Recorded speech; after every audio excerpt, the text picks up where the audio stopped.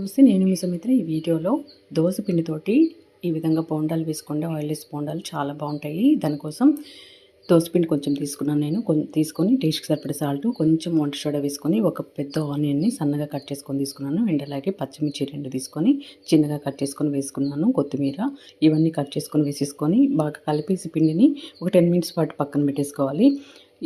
ఈ ఈ పాన్ ఉంటుంది కదా, గుంట పొంగన పాన్ అంటారు కదా దీన్ని, ఇది తీసుకొని ఆయిల్ ఈ విధంగా గ్రీస్ చేసేసి అన్ని గుంటల్లోకి కూడా ఈ విధంగా పిండిని తీసుకొని ఫిల్ చేసేయాలి.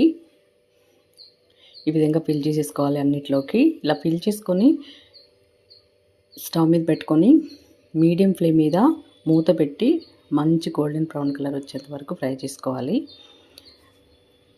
ఇప్పుడు మనకి ఇది ఇలా టర్న్ చేయని అవసరం లేదు. ఇవి ఇలా లేచి వచ్చేస్తాయి అన్నమాట.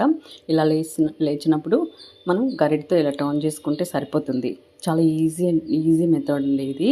ఈజీ అండ్ టేస్టీగా మనం ఆయిల్లెస్ బోండాలు ప్రిపేర్ చేసేసుకోవచ్చు. రోజు కూడా తీసుకోవచ్చు. ఇలా తీసుకోవడం వల్ల హెల్త్కి కూడా చాలా మంచిది కదా ఆయిల్లెస్ తీసుకుంటే. సో నాకైతే చాలా నచ్చింది. మీకు ఎలా అనిపించిందో కామెంట్ సెక్షన్లో తెలియచేయండి.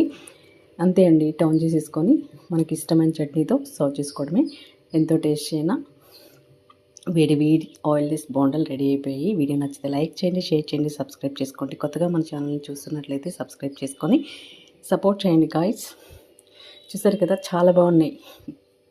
మళ్ళీ చెప్తున్నాను, చాలా బాగున్నాయి. వెంటనే ట్రై చేయండి.